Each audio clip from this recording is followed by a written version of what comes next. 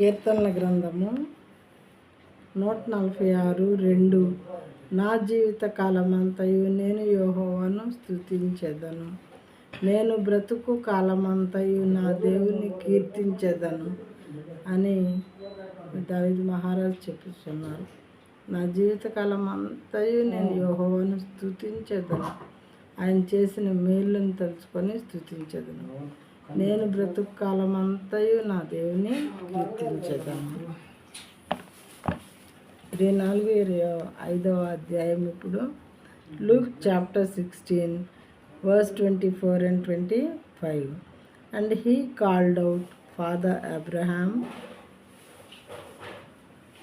have mercy on me, and send Lazarus to dip the end of his finger in water and cool my tongue, for I am in anguish in this flame. But Abraham said, Child, remember that you in your lifetime received your good things, and Lazarus in like manner bad things.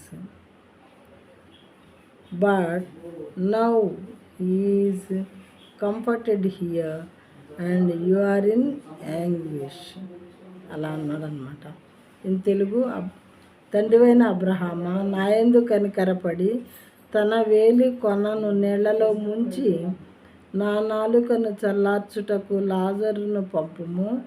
నేను ఈ అగ్నిజ్వాలలో యాతన పడుచున్నానని కేకలు వేసి చెప్పాను.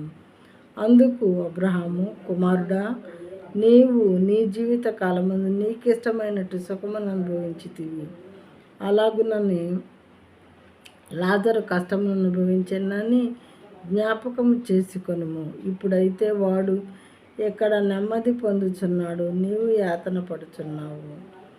అయితే లాజరు rich person యొక్క వాకిట్లో పడి ఉన్నప్పుడు, అయ్యా దేవుని నమ్ముకోండి, పరలోక రాజ్యం అనేది రావాలంటే దేవుని నమ్ముకోవాలి, మారుమనసు పొందాలి అని కూడా రిచ్ పర్సన్కి చెప్పినట్లు మరి మనకు అర్థమవుతుంది ఈ వాక్యాల ద్వారా.